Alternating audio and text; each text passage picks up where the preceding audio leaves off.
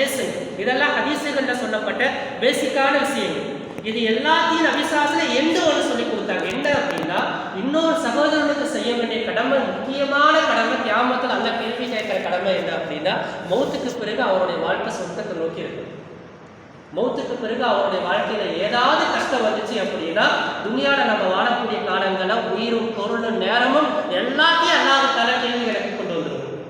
பாருங்க, அல்லாஹ்வுத்தாலா தன்னுடைய படைப்புகள் வீணாகிறத அல்லாஹ் விரும்பவே மாட்டான். சாது மூலம்னா 5வதா சொல்லி காமிச்சான். தன்னுடைய படைப்பினங்கள் எந்த ஒரு படைப்பாளனும் தன்னுடைய ஒரு படைப்பு வீணாகிறத விரும்ப மாட்டான். கஷ்டப்பட்டு ஒரு பொருளை உருவாக்குறாரு, அந்த பொருளை அழிக்க விரும்ப மாட்டார் யாருமே. முழு நேரத்தை செலவு பண்ணியிருக்கிறார். ஒரு பெரிய மேனுஃபேக்சரிங், ஒரு கார் மேனுஃபேக்சரிங் பண்றாங்க, ஒரு மெஷினை உருவாக்குறாங்க, அதுக்கு உயிர் பொருள் தியாகம் எல்லாத்தையும் போட்டு உழைப்பு கொடுத்துருக்கிறாங்க. அந்த பொருள் வீணாகிறத விரும்ப மாட்டாங்க. அதே மாதிரி பாருங்க, மனுஷனை படைச்ச இந்த அல்லாஹ் தஆலா இந்த மனுஷன் நரகத்தை கொண்டு போய்